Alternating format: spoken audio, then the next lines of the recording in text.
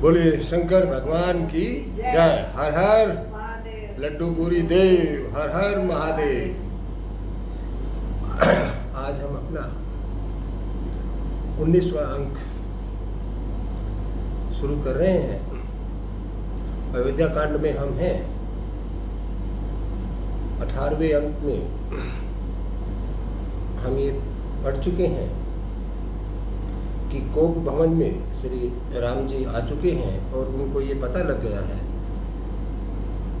कि राजा दशरथ और रानी कैकेयी के बीच में जो भी संवाद हुआ है उसकी परिणति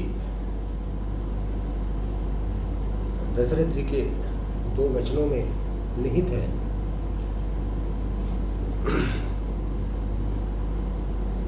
और वो ये समझ गए हैं कि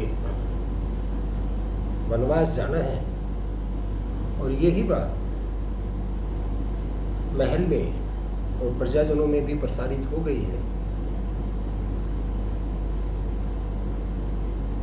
सब लोग बहुत चिंतित हैं, तरह तरह के अफवाहें फैल रही हैं, तरह तरह की बातें हो रही हैं। कोई भरत को दोष दे रहा है, कोई विधि को दोष दे रहा है।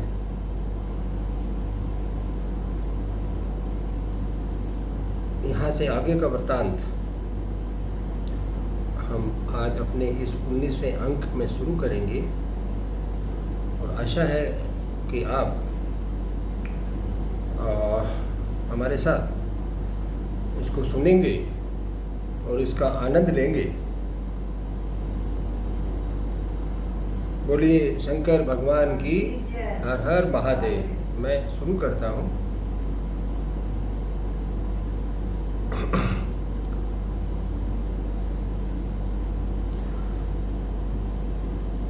लोग बाग भरत जी पर भी संदेह कर रहे हैं कि कहीं इसके पीछे भरत जी की ही तो कोई चाल नहीं है।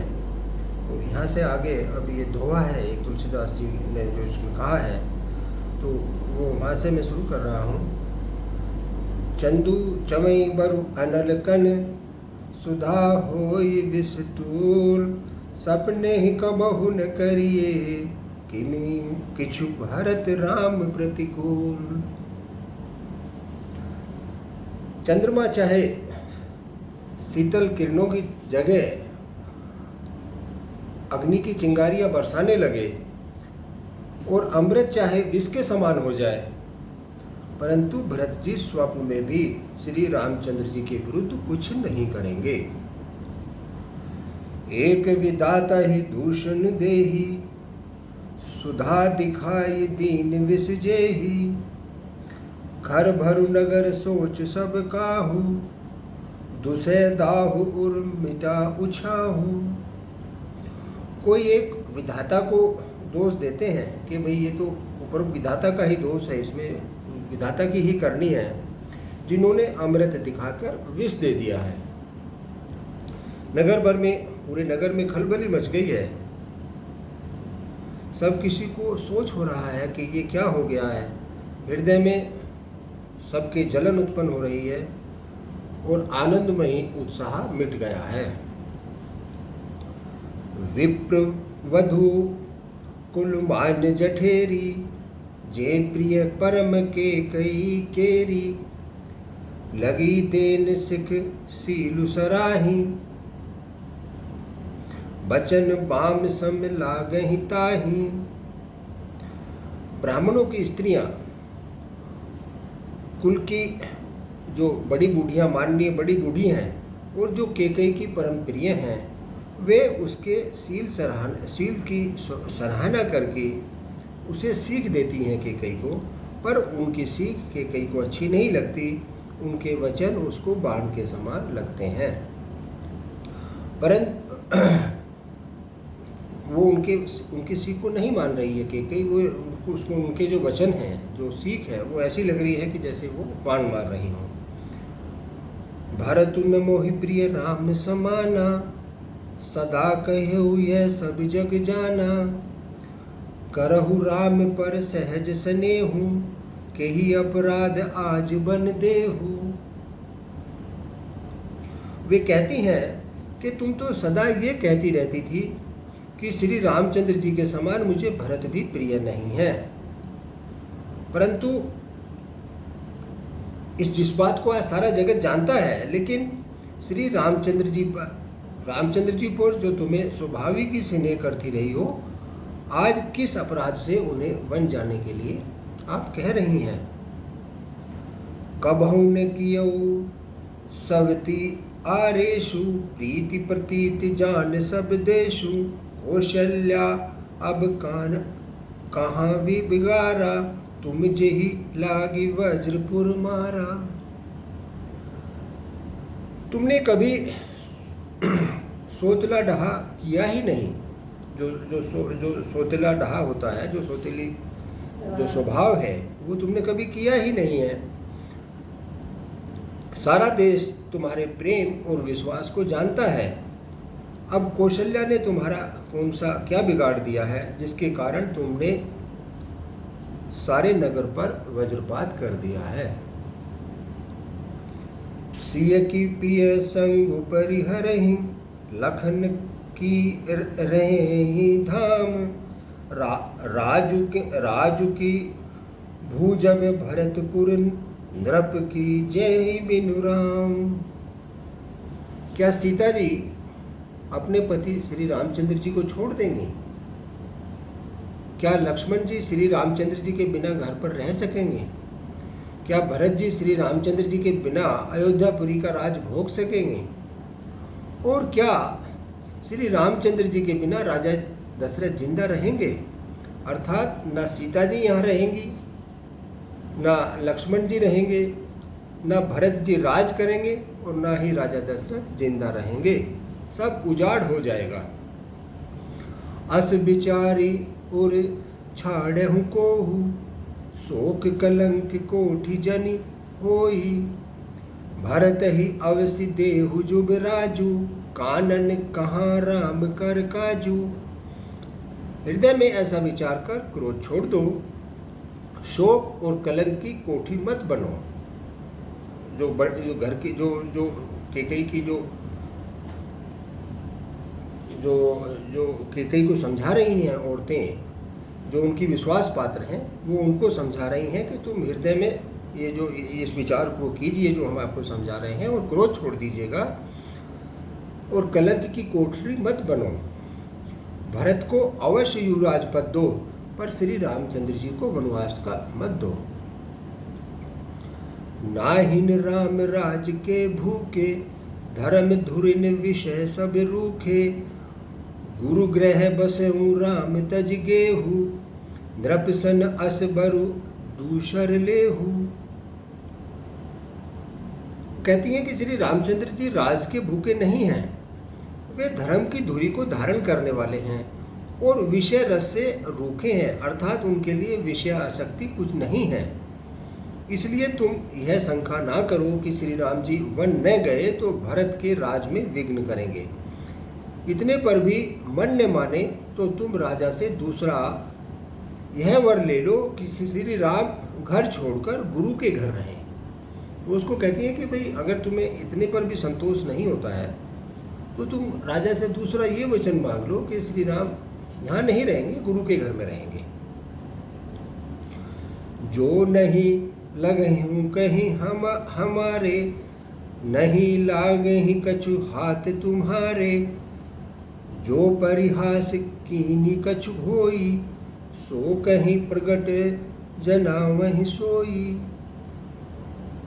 जो तुम हमारे कहने पर न चलोगी तो तुम्हारे हाथ कुछ भी नहीं लगेगा। आप हमारी बात को मान लो, नहीं तो तुम्हारे साथ अच्छा नहीं होगा। यदि तुमने कुछ हंसी की हो तो उसे प्रकट करके कह दो कि मैंने दिल लगी की है। वो कहते हैं कि भाई इतना बड़ा तुम ये बातें कर रही हैं, अगर आपने कोई हंसी की है, कोई दिल लगी की है तो उसको बता दो। राम सरिस सुत कानन जोगु, कहाँ कहें सुनी तुम कहूँ लोगु। उठहु बेग सोई करहु उपाय, जेहि विधि शोक कलंक नसाई।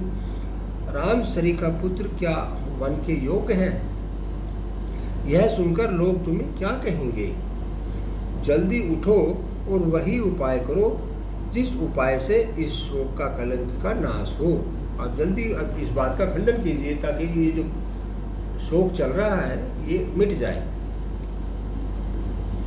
जेहि बहाती शोक कलंक जाई, उपाय करी कुल पालही। हट फेरू राम ही जात बन, जानी बात दूसरी चालही। जिमी भानु बिनु दीन प्रणान, बिनु तनु चंद बिनु जिमी जामिनी। तिमी अवध तुलसीदास प्रभु, बिन समझे धो जिये भामिनी। जिस तरह नगर भर का शोक और तुम्हारा कलंक मिटे, वही उपाय करके कुल की रक्षा करो। वन जाते हुए श्री रामचंद्र जी को हट करके लौटा ले, दूसरी और कोई बात ना चला। तुलसीदास जी कहते हैं कि सूर्य के बिना दिन, प्राण के बिना शरीर और चंद्रमा के बिना रात निर्जीव और शोभाहीन हो जाती है। अगर सूर्य के बिना तो दिन बेकार है, अच्छा दिन नहीं होगा। शरीर में अगर प्राण नहीं है तो किसी मतलब के नहीं है, और रात्रि में अगर चंद्रमा नहीं है तो रात्रि निर्जीव सी लगती है। इसलिए ये आप जो है इस चीज़ का खंडन करिए। वैसे ही क्यों? क्योंकि वैसे ही ये जैसे कि ये अभी उदाहरण दिया है, ऐसे ही श्री रामचंद्र जी के बिन अयोध्या हो जाएगी, अयोध्या की श्री जो है वो समाप्त हो जाएगी। तो हे भामिनी, तू अपने हृदय में इस बात को समझकर विचार कर देख तो सही। सखिन सिखावन दीन सुनत, मधुर परिणाम हित। तेहि कछु कान न कीनि कुटिल, प्रबोधि कुबरी। इस प्रकार सखियों ने ऐसी सीख दी जिसे सुनने में मीठी और परिणाम में हितकर थी, पर कुटिलता कुबरी की सिखाई पढ़ाई हुई थी। कैकेयी ने इस पर जरा भी कान नहीं दिया, जरा भी उसने इसकी तरफ ध्यान नहीं दिया है। उतरु न देई दुसहरिस रूखी, मृगहि चितव जनु बाघनि भूखी। व्याधि असाधि जान तिन त्यागी, चली कहत मति मंद अभागी। कैकेयी कोई उत्तर नहीं देती है। वह दुसह क्रोध के मारे बिल्कुल रूखी हो गई है। ऐसे देखती है मानो भूखी बाघिन हिरनी को देख रही हो। तब सखियों ने रोग को असाध्य समझकर उसे छोड़ दिया कि भैया कोई फायदा नहीं होने वाला है, ये तो हट करके बैठ गई है। सब उसको मंदबुद्धि अभागिनी कहती हुई वहां से चल दी। राजु करत यह देव बिगोई, राजु करत यह देव बिगोई। किन्ह से अस जस करहि न कोई। एहि विधि विलाप ही पुर नर नारी। देहि कुचालहि कोटिक गारी। राज करते हुए कैकेयी को देव ने नष्ट कर दिया है। इसने जैसा किया है वैसा कोई भी नहीं करेगा। नगर के सब स्त्री पुरुष इस प्रकार विलाप कर रहे हैं और उसे कुचाली कैकेयी को करोड़ों गालियां दे रहे हैं। जरहि विषम जर लेहि उसासा, कवनि राम बिन जीवन आसा। विपुल वियोग प्रजा अकुलानी, जनु जलचर गण सूखत पानी। लोग भयानक दुख की आग में जल रहे हैं, लंबी सांसें ले रहे हैं। वे कहते हैं कि श्री रामचंद्र जी के बिना जीने की कौन आशा करे, कोई फायदा नहीं है श्री राम के बगैर जीना।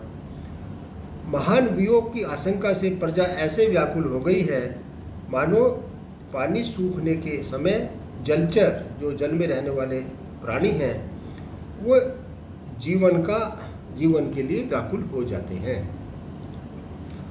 अति विषाद बस लोग लुगाई, गए मातु पहि राम गोसाई।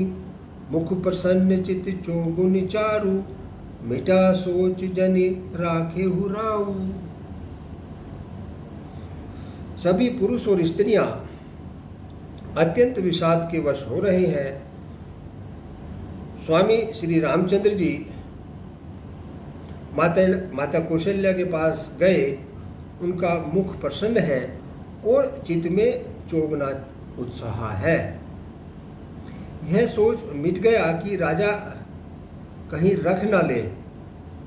श्री रामचंद्र जी को राज तिलक की बात सुनाकर विषाद हुआ था कि सब भाइयों को छोड़कर बड़े भाई मुझको ही राज तिलक, मेरा ही राज तिलक क्यों कर रहे हैं।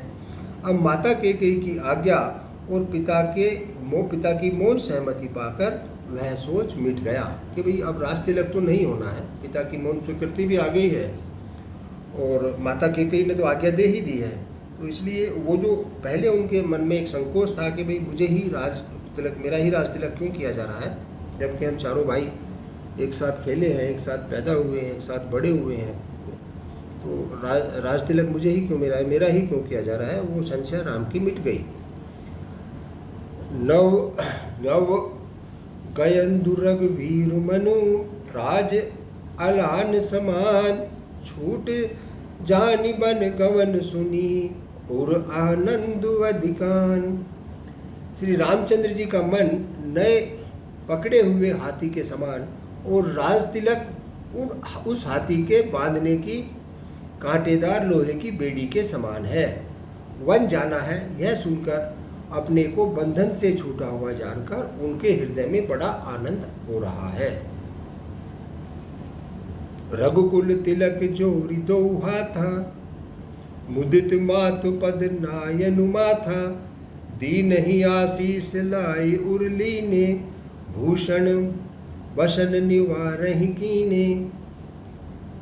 रघुकुल तिलक श्री रामचंद्र जी ने दोनों हाथ जोड़कर आनंद के साथ माता के चरणों में सिर नवाया।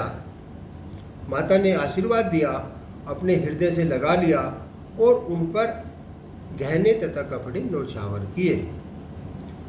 बार बार सुख चुंबती माता, बार बार मुख चुंबती माता, नयन नेहे जल पुलकित गाथा, गोद राखी पुनि हृदय लगाए, स्रवत प्रेम रस पैद सुहाए। माता बार बार श्री रामचंद्र जी का मुख चूम रही हैं, नेत्रों में प्रेम का जल भर आया है और सब अंग पुलकित हो गए हैं। श्री राम को अपनी गोद में बैठाकर फिर हृदय से लगा लिया है। सुंदर स्तन प्रेम रस यानी कि दूध, माता के स्तनों में दूध बहने लगा है। प्रेम प्रमोद न कछु कही जाई, रंग धनद पद बीजन पाई, सादर सुंदर बदन निहारी, बोली मधुर बयन महतारी। उनका प्रेम और महान आनंद कुछ कहा नहीं जाता है। माता का प्रेम और उनको जो आनंद आ रहा है उसके बारे में कुछ नहीं कहा जा सकता है, मानो कंगाल ने कुबेर का पद पा लिया हो। बड़े आदर के साथ सुंदर मुख देखकर माताएं मधुर वचन बोली। कहु तात जननी बलिहारी, कबहि लगन मुद मंगलकारी, सुकृतशील सुख सीम सुहाई, जन्म लाभ कह अवधि अघाई। हे तात, माता बलिहारी जाती है, कहो वह सुंदर आनंद मंगलकारी लगन कब है। राज तिलक का लगन माता पूछ रही है कि वो लगन कब है जो मेरे पुण्यशील और सुख की सुंदर सीमा है और जन्म लेने के लाभ की पूर्णतम अवधि है। जेहि चाहत नर नारी सब, अति आरत यही भांति, जिमि चातक चातक त्रिषित, वृष्टि शरद ऋतु स्वाति। तथा जिस लगन को सभी स्त्री पुरुष अत्यंत व्याकुलता से इस प्रकार चाहते हैं, जिस प्रकार प्यास से चातक और चातकी शरद ऋतु की स्वाति नक्षत्र की वर्षा को चाहते हैं। तात जाऊं बलि बेग नहाऊं, जो मन भाव मधुर कछु खाऊं, पितु समीप तब जाहूं भय भैया, भय बाड़ी बार जही बले मैया। हे तात, मैं बलैया लेती हूँ, तुम जल्दी नहा लो और मन भाए जो अच्छा मन को लगे कुछ मीठा खा लो। भैया पिता के पास जाना, बहुत देर हो गई है, माता बलिहारी जाती है। मातु बचन सुन अति अकुलाना, मातु बचन सुन अति अनुकूला, जनु स्नेह सुर तरु के फूला, सुख मकरंद भरे श्रिय मूला, निरखी राम मनु भंवरु न भूला।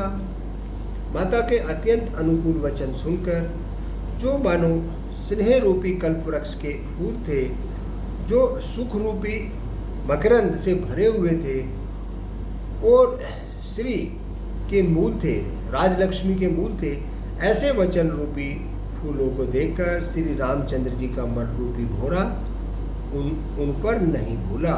श्री रामचंद्र जी को उससे कोई फर्क नहीं पड़ा, उन पे वो भरमाए नहीं। धर्म धुरिन धर्म गति जानी, कहऊ मात सन अति मृदुबानी, पिता दीन मोहि कानन राजू, जह सब भांति मोर बड़ काजू। धर्म धुरिन धर्म गति जानी, कहऊ मात सन अति मृदुबानी, पिता दे इन मोहि कानन राजू, जह सब भांति मोर बड़ काजू।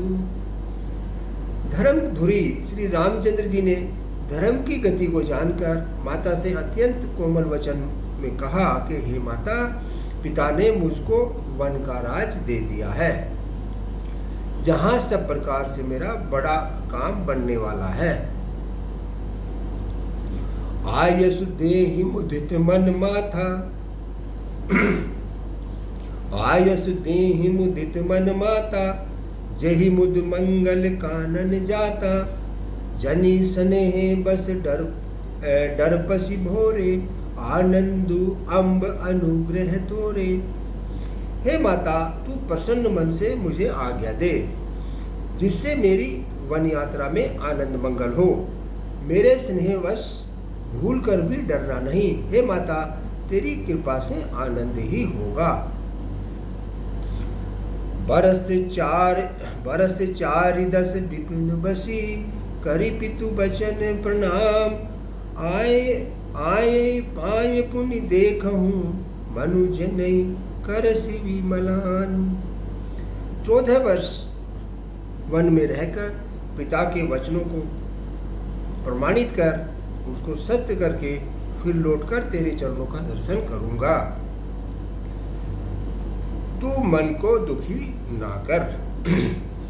बचन विनीत मधुर रघुवर के, सर सम लगे मातु उर करके, सहमय सूख सुनी शीतली बानी, जिमी जवास पर पावस पानी।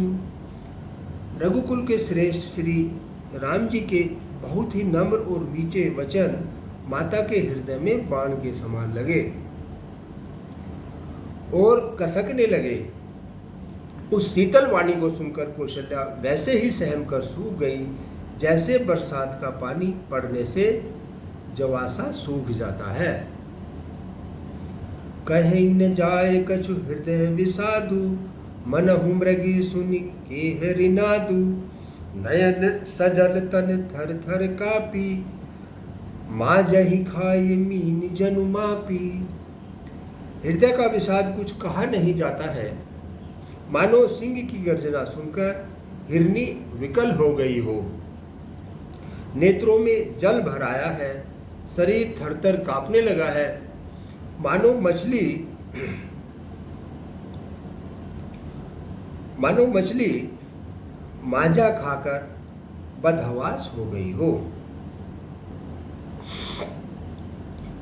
धरि धीरज सुत बदन निहारी, गद गद बचन कहती महतारी, तात पितहि तुम प्राण प्यारे। देखी मुदित नितिन चरित तुम्हारे।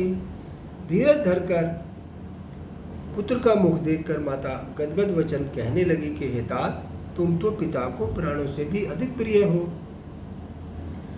तुम्हारे चरित्र को देखकर वे नित्य प्रसन्न होते हैं। राजु देन कहूँ शुभ दिन आसाधा, कहूँ जान बन के ही अपराधा। तात सुनावहु मोहि निदानु, को दिन कर कुल भयउ कृशानु। राज देने के लिए उन्होंने ही शुभ दिन सोधवाया था, फिर अब किस अपराध से वन जाने को कहा है। हे तात, मुझे इसका कारण बताओ। सूर्यवंश को जलाने के लिए अग्नि कौन हो गया है। निरखी राम रुक सचिव सुत, कारण कहु बुझाई। सुनि पर संग रहे मूक जिमी, दशा बरन नहीं जाई। तब श्री रामचंद्र जी का रुख देखकर मंत्री के पुत्र ने सब कारण समझाकर कहा। उस प्रसंग को सुनकर वे गूंगी जैसी हो गई, बिल्कुल चुप हो गई। उनकी दशा का वर्णन नहीं किया जा सकता है। राखी न सकई ने कहीं सक जाहू, दूहऊ भांति उर दारुन दाहू। लिखत सुधाकर गा लिखी राहू, विधि गति बाम सदा सब काहू। न रख ही सकती हैं और न कह ही सकती हैं कि वन चले जाओ। दोनों ही प्रकार से हृदय में बड़ा भारी संताप हो रहा है। मन में सोचती हैं कि देखो, विधाता की चाल सदा सबके लिए टेढ़ी होती है। लिखने लगे चंद्रमा और लिख गए राहु। धर्म स्नेह उभय मति घेरी, भई गति साप छुछुंदर केरी। राखहु सुतहि करहु अनुरोधु, धर्म जाए अरु बंधु निरोधु। धर्म और स्नेह दोनों ने कौशल्या की बुद्धि को घेर लिया है। उनकी दशा सांप और छुतंदर सी हो गई है। वे सोचने लगी कि यदि मैं हट करके पुत्र को रख लेती हूँ तो धर्म जाता है और भाइयों में विरोध होता है। कहूँ जान बन तो बड़ी हानि, संकट सोच विबस भई रानी। बहुरी समझितिय धर्म सयानी, राम भरत दो सुत समझानी। और यदि वन जाने को कहती हूँ तो बड़ी हानि होती है। इस प्रकार के धर्म संकट में पड़कर रानी विशेष रूप से सोच के वश हो गई है। फिर बुद्धिमती कौशल्या जी स्त्री धर्म, पतिव्रत धर्म को समझकर और राम तथा भरत दोनों को पुत्र के समान जानकर कि राम और भरत दोनों मेरे पुत्र ही तो हैं, सरल स्वभाव राम महतारी। बोले बचन धरि धीर भारी, तात जाऊं बल की नहीं का। पितु आयस सब धर्मक टीका। सरल स्वभाव वाली श्री रामचंद्र जी की माता बड़ा धीरज धर के वचन बोली। हे तात, मैं तुम्हारी बलैया लेती हूँ, मैं बलिहारी जाती हूँ। तुमने अच्छा किया है। पिता की आज्ञा का पालन करना ही सब धर्मों का शिरोमणि धर्म है। राज देन कहीं तीन बनू, मोहिन सो दुख लेशु। तुम बिनु भरत ही भूपत ही, प्रजहि प्रचंड कलेशु। राज देने को कहकर वन दे दिया, उसका मुझे लेश मात्र भी दुख नहीं है। दुख तो इस बात का है कि तुम्हारे बिना भरत को, महाराज को और प्रजा को बड़ा भारी कलेश होगा। जो केवल पितु आयस ताता, तो जनि जाहु जानी बड़ी माता। जो पितु मातु कहूँ बन जाना, तो कानन सत अवध समाना। क्या बात। हे तात, यदि केवल पिता की ही आज्ञा हो तो माता को पिता से बड़ी जानकर वन को मत जाओ, किंतु यदि पिता माता दोनों ने ही वन जाने को कहा है तो वन तुम्हारे लिए सैकड़ों अयोध्याओं के समान है। पितु बन देव मातु बन देवी, खग मृग चरण सरोहि सेवी, अंतहु उचित नृपहि बनवासु, व्यय बिलो कहीं ही होई हरासु। वन के देवता तुम्हारे पिता होंगे और वन की देवियां माताएं होंगी। वहां के पशु पक्षी तुम्हारे चरण कमलों के सेवक होंगे। राजा के लिए अंत में तो वनवास करना ही उचित है। केवल तुम्हारी अवस्था देखकर हृदय में दुख होता है। बड़ भागी बनु अवध अभागी, जो रघुवंश तिलक तुम त्यागी, जो सुत कहूँ संग मोही लेऊ, तुम्हारे हृदय होई संदेहु। हे रघुवंश के तिलक, वन बड़ा भाग्यवान है और यह अवध अभागी है जिसको तुमने त्याग दिया है। हे पुत्र, यदि मैं कहूं कि मुझे भी साथ ले चलो तो तुम्हारे हृदय में संदेह होगा कि माता इसी बहाने मुझे रोकना चाहती है। भूत परम प्रिय तुम सब ही के, प्राण प्राण प्राण के जीवन जी के, ते तुम कहूँ मातु बन जाऊं, मैं सुनी बचन बैठी पछताऊं। हे पुत्र, तुम सभी के प्राण प्रिय हो, प्राणों के प्राण और हृदय के जीवन हो, वही प्राणधार। तुम कहते हो कि माता मैं वन को जाऊं और मैं तुम्हारे वचनों को सुनकर बैठी पछताती हूँ। यह विचार नाह करहूँ हट, झूठ स्नेह बढ़ाई, मानी मातु न कर नात बलि, सुरति बिसरी जनि जाई। यह सोचकर झूठा स्नेह बढ़ाकर मैं हट नहीं करती हूँ। बेटा, मैं बलैया लेती हूँ, माता का नाता मानकर मेरी सुध भूल न जाना। देव पितर सब तुम ही गोसाई, राखे हूँ पलक नयन की नाई, अवधि अम्ब प्रिय परिजन मीना, तुम करुणा कर धर्म धुरीना। हे गोसाई, सब देव और पितर तुम्हारे वैसे ही रक्षा करें जैसी पलकें आंखों की रक्षा करती हैं। तुम्हारे वनवास की अवधि 14 वर्ष, तुम्हारे वनवास की अवधि जो 14 वर्ष की है वो जल है, प्रियजन और कुटुंबी मछली हैं। तुम दया की खान और धर्म की धुरी को धारण करने वाले हो।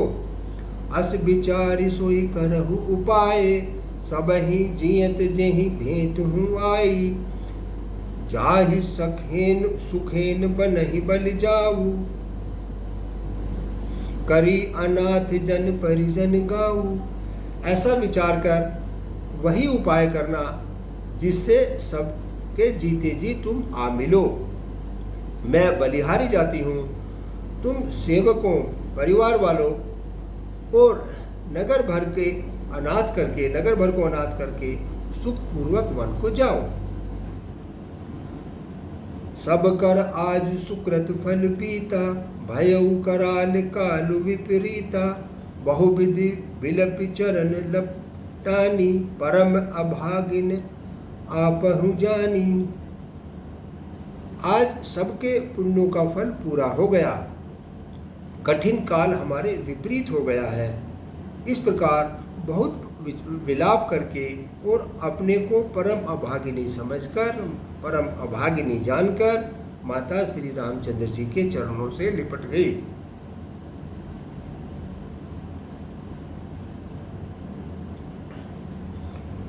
दारुण दुसह दाहु उर्व्यापा, बरनिन जाहि विलाप कलापा, राम उठाई मातु उरलाई। कही मृदु बचन बहुरी समझाई। हृदय में भयानक संताप छा गया है। उस समय के बहुविध विलाप का वर्णन नहीं किया जा सकता है। श्री रामचंद्र जी ने माता को उठाकर हृदय से लगा लिया और फिर कोमल वचन कहकर उनको समझाया। समाचार ते समय सुनी सिय उठी अकुलाई। समाचार ते समय सुनी सिय उठी अकुलाई। जाई सासुपद कमल जुग बंदी बैठ सिरुनाई। उसी समय यह समाचार सुनकर सीता जी अकुला उठी हैं और सास के पास जाकर उनके दोनों चरण कमलों की वंदना कर सिर नीचा करके बैठ गईं। दीन आशीष सासु मृदुपानी अति सुकुमारी देखी अकुलानी। बैठी नमित मुख सोचत सीता रूप राशि पति प्रेम पुनीता। सास ने कोमल वाणी से आशीर्वाद दिया। वे सीता जी को अत्यंत सुकुमारी देखकर व्याकुल हो उठती हैं कि अभी इसकी आयु ही क्या है, उस बात से वो व्याकुल हो जाती हैं। रूप की राशि और पति के साथ पवित्र प्रेम करने वाली सीता जी नीचा मुख किए हुए बैठी हुई सोच रही हैं। चलन चहत बन जीवन नाथु के हैं सुकृति सन हो हैं साथु। की तनु प्राण की केवल प्राणा विविध कर तब कछू जाई न जाना। प्राणनाथ वन को चलना चाहते हैं, देखें किस पुण्यवान से उनका साथ होगा, उनके साथ किसके साथ में उनका साथ बनेगा। शरीर और प्राण दोनों साथ जाएंगे या केवल प्राण ही इनके साथ होगा। विधाता की करनी कुछ जानी नहीं जाती है। सीता जी सोच रही हैं कि भाई देखना यह है कि किस पुण्यवान का इनका साथ होगा। शरीर और प्राण दोनों साथ ही जाएंगे या केवल प्राण ही इनके साथ होगा। विधाता की करनी कुछ जानी नहीं जाती है। चारु चरण नख लेखति धरनी नुपुर मुखुर मधुर कबीर बरनी। मनहु प्रेम बस विनती करहि हम ही सिय पद जनि परिहरहि। सीता जी अपने सुंदर चरणों के नखूनों से धरती को खिरोद रही हैं। ऐसा करते समय नुपुरों का जो उनके पाजेब है उनका मधुर शब्द हो रहा है। कवि उसका इस प्रकार वर्णन करते हैं कि मानो प्रेम के वश होकर जो नुपुर हैं, जो उनके जो घुंघरू हैं, यह विनती कर रहे हैं कि सीता जी के चरण कभी हमारा त्याग ना करें। मंजू विलोचन मोचति बारी बोले ही देखी राम महतारी। तात सुनहु सिय अति सुकुमारी सास ससुर परिजन ही प्यारी। सीता जी सुंदर नेत्रों से जल बहा रही हैं। उनकी यह दशा देखकर श्री राम जी की माता कौशल्या बोली कि हे तात सुनो, सीता अत्यंत ही सुकुमारी हैं तथा सास ससुर और कुटुंबी सभी को बहुत प्यारी हैं। पिता जनक भूपाल मणि ससुर भानु कुल भानु। पति रवि कुल कैरव विपिन विधि गुण रूप निधानु। कहती हैं कि कौशल्या जी कहते हैं कि इसके पिता जनक जी राजाओं के शिरोमणि हैं। ससुर सूर्य कुल के सूर्य हैं। पति सूर्य कुल रूपी कुमुद वन को खिलाने वाला चंद्रमा तथा गुणों का भंडार, गुणों और रूप का भंडार है। मैं पुनि पुत्र वधु प्रिय पाई रूप राशि गुण शील सुहाई। नयन पुतरी करी प्रीति बढ़ाई, राखे हूँ प्राण जान की हिलाई।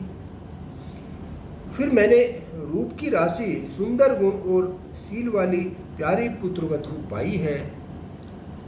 मैंने इस जानकी को आंखों की पुतली बनाकर इससे प्रेम बढ़ाया है और अपने प्राण इसमें लगा रखे हैं। कलप बेल जिमि बहु विधि लाली, सींचहि स्नेहु सलिल प्रतिपाली। फूलत फलत भयउ विधि बामा, जानी न जाई कहाँ परिणामा। इन्हें कल्पलता के समान मैंने बहुत तरह से बड़े लाड़ चाव के साथ, बड़े स्नेह के साथ जल से सींचकर पाला है। अब इस लता के फूलने फलने का समय आने पर विधाता उल्टा हो गए हैं। कुछ जाना नहीं जाता है कि इसका क्या परिणाम होने वाला है। पलंग पैठ तज गोद हिंडोरा, सिए न दीन पगु अवनि कठोरा। जी अवनि मूरी जिमि जोगवत रेहूं, दीप बात ही नहीं टारन काहू। दीप बात नहीं टारन के हूँ। सीता ने पलंग के ऊपर गोद और हिंडोले को छोड़कर कठोर पृथ्वी पर कभी पैर भी नहीं रखा है। मैं सदा संजीवनी जड़ी के समान इसकी रखवाली करती हूँ। कभी दीपक की बत्ती हटाने को भी नहीं कहती हूँ। होय सिय चलन चहवति बन साथा, होय सिय चलन चहति बन साथा। आयसु कहाँ होई रघुनाथा, चंद किरण रस रसिक चकोरी। रवि रुख नयन से कहीं किमि जोरी। वही सीता जी अब तुम्हारे साथ वन को चलना चाहती हैं। हे रघुनाथ, उन्हें क्या आज्ञा, उनसे क्या आज्ञा होती है।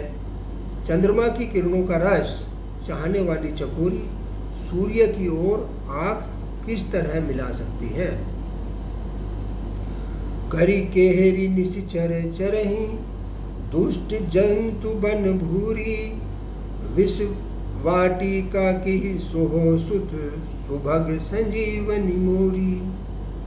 हाथी, सिंह, राक्षस आदि अनेक दुष्ट जीव जंतु वन में विचरण करते हैं।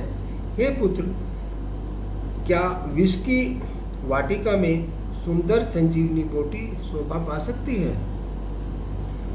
वन हित कोल की रात किशोरी, रचि बिरंचि विष सुख भोरी।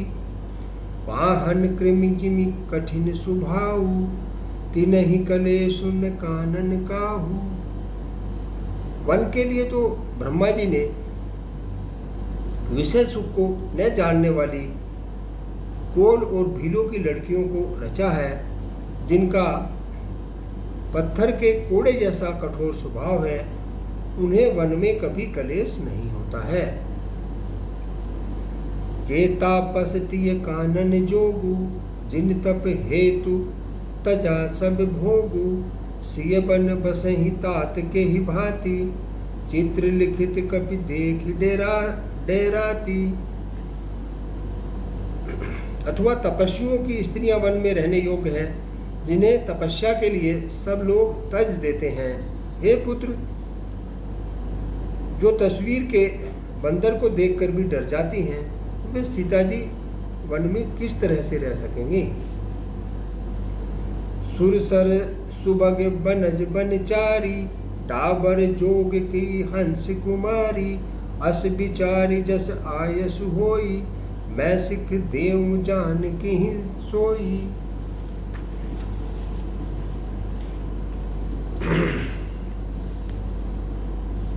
कि देव सरोवर के कमल में विचरण करने वाली हंसनी क्या तलैयाओं में रहने के योग्य है। ऐसा विचार कर जैसी तुम्हारी आज्ञा हो, मैं जानकी को वैसे ही शिक्षा दूंगी।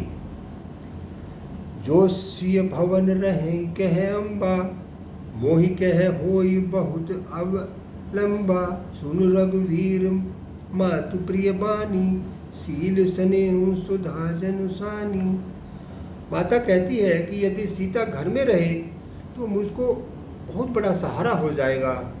श्री रामचंद्र जी की माता की प्रिय वाणी सुनकर, श्री रामचंद्र जी ने माता की प्रिय वाणी सुनकर जो मानो सील और स्नेह रूपी अमृत में सनी हुई थी, कही प्रिय वचन विवेक में, कीनी मातु परितोष, लगे प्रबोधन जान कहीं, प्रगति विपिन गुण दोष। विवेक में प्रिय वचन कहकर माता को संतुष्ट किया, फिर वन के गुण दोष प्रकट करके वे जानकी जी को समझाने लगे।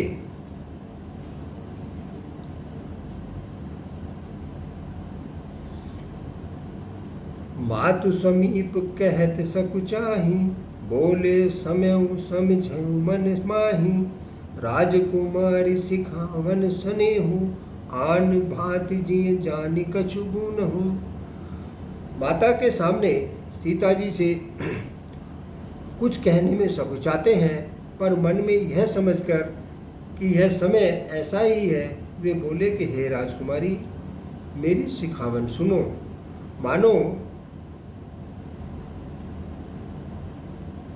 जो मैं सिखा रहा हूँ उसको किसी दूसरी तरह से न समझ लेना, जो मैं समझा रहा हूँ उसको सुनो आप। आपन मोरनी की जो छे हूँ, आपन मोरनी की जो छे हूँ, बचन हमारे मानी ग्रह रहे हूँ, आयसु मोर सासु सेवकाई, सब विधि भामिनी भवन भलाई। जो अपना और मेरा भला चाहती हो तो मेरा यह वचन मानकर घर रहो। हे भामिनी, मेरी आज्ञा का पालन होगा। सास की सेवा यहाँ पे बन पड़ेगी, आप सास की सेवा करेंगी। घर रहने में सभी प्रकार से भलाई है। यही तय अधिक धर्म नहीं दूजा, सादर सासु ससुर पद दूजा, जब जब मातु करहि सुधि मोरी, हो यही प्रेम बिकल मति भोरी। आदर पूर्वक सास ससुर के चरणों की पूजा करने से बढ़कर दूसरा कोई भी धर्म नहीं है। सीता जी को समझा रहे हैं श्री राम कि आप सास ससुर की सेवा करो, इससे बढ़कर कोई दूसरा धर्म नहीं है। जब जब माता पिता मुझे याद करेंगी और प्रेम से व्याकुल होने के कारण उनकी बुद्धि भोली हो जाएगी, वे अपने आप को भूल जाएंगी। तब तब तुम कहीं कथा पुरानी, सुंदरी समझाऊं एहि मृदुबानी, कहूँ सुभाय सपत सत मोही, सुमखी मातु हित राखूं तो ही। हे सुंदरी, तब तब जब वो मुझे याद करें तब तब हे सुंदरी, तब कोमल वाणी से पुरानी कथाएं कहकर इन्हें समझाना। हे सुमुखी, मुझे सैकड़ों सौगंध है, मैं ये स्वभाव से ही कहता हूँ कि मैं तुम्हें केवल माता पिता के लिए ही घर पर रखता हूँ, कि भाई मैं ये है कि माता पिता के लिए ही मैं तुम्हें घर पर रहने के लिए कह रहा हूँ। गुरु श्रुति सम्मत धर्म, फल पाई बिनहि कलेश, हट बस सब संकट सहे, गालहु नहुस नरेश। मेरी आज्ञा मानकर घर पे रहने से गुरु और वेद के द्वारा सम्मत, गुरु और धर्म के वेद के द्वारा जो धर्म है उसका उसके आचरण का फल तुम्हें बिना ही कलेश मिल जाएगा। बिना ही कलेश आपको उसका फल मिल जाएगा। किंतु हट के वश होकर मुनि और राजा नहुस आदि सब संकट ही सहते हैं।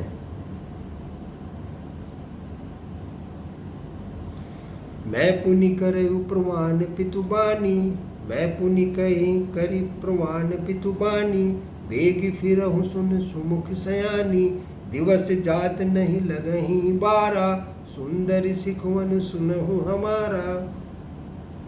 हे सुमुखी, हे सयानी, सुनो, मैं भी पिता के वचनों को सत्य करके शीघ्र ही लौटूंगा।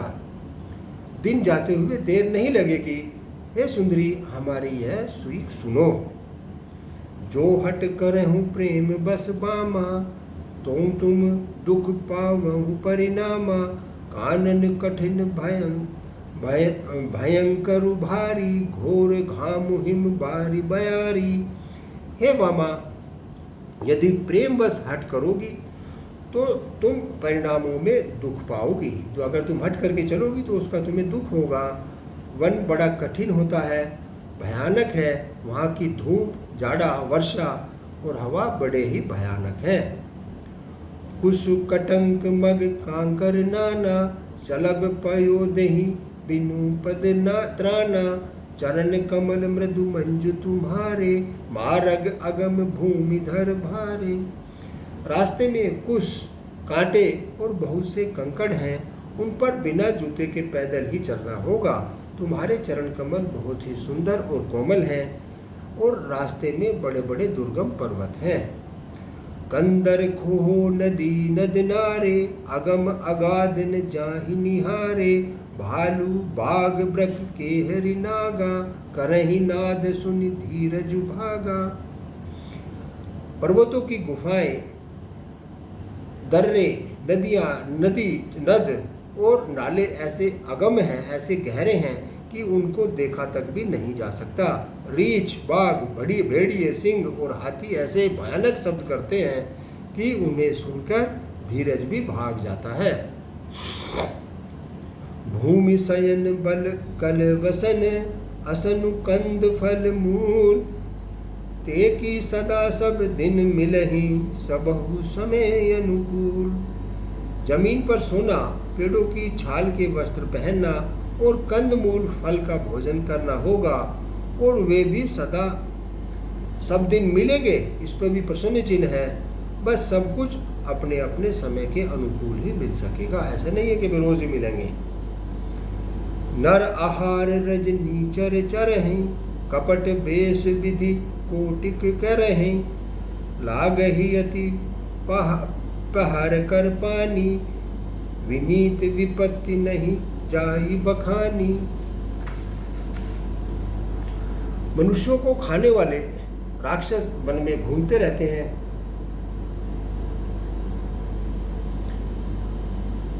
वे करोड़ों प्रकार के कपट रूप धारण कर लेते हैं। पहाड़ का पानी बहुत ही लगता है। वन की विपत्ति बखानी नहीं जा सकती है। व्याल कराल विहग बन घोरा, निश्चर निकर नारी नर चोरा। डर बहि धीर गहन सुधि आए, मृग लोचनी तुम भीरु सुहाए। वन में भीषण सर्प, भयानक पक्षी और स्त्री पुरुषों को चुराने वाले राक्षसों के झुंड रहते हैं। वन की भयंकरता याद आने मात्र से ही धीर पुरुष डर जाते हैं। फिर हे मृगलोचनी, तुम तो स्वभाव से ही डरपोक हो। हंस गवनी तुम नहीं बन जोगु, सुनी अपजस मोहि देहं लोगी। मानस सलिल सुधा प्रतिपाली, जियऊं की लवन पयोधि मराली। हे हंस गमनी, तुम वन के योग नहीं हो। तुम्हारे वन जाने की बात सुनकर लोग मुझे अपयश देंगे, मुझे बुरा कहेंगे। मानसरोवर के अमृत के समान जल से पली हुई हंसनी कहीं खारे समुद्र में जा सकती हैं? नव रसाल बन विहरन शीला, सोई की कोकिल विपन करीला। रहूं भवन अस हृदय विचारी, चंद बदनि दुख कानन भारी। नवीन आम के वन में विहार करने वाली कोयल क्या करील के जंगल में शोभा पाती है? क्या कीकर के वन में उसको शोभा मिलेगी? नहीं मिलेगी। ये चंद्रमुखी, हृदय में ऐसा विचार करके तुम घर पर ही रहो, वन में बड़ा कष्ट है।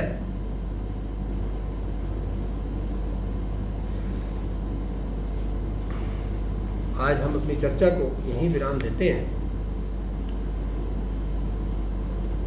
यहाँ से आगे की चर्चा हम अपने 20वें अंक में शुरू करेंगे। तब तक आप 19वें अंक को सुने और इसका रसास्वादन लें और श्री राम की सीता जी को सीख, माता जी का श्री राम को समझाना, श्री राम को माता का समझाना, इसको सुने और उसका आनंद लें। बोलिए शंकर भगवान की जय। हर हर महादेव। बोलिए हर हर महादेव।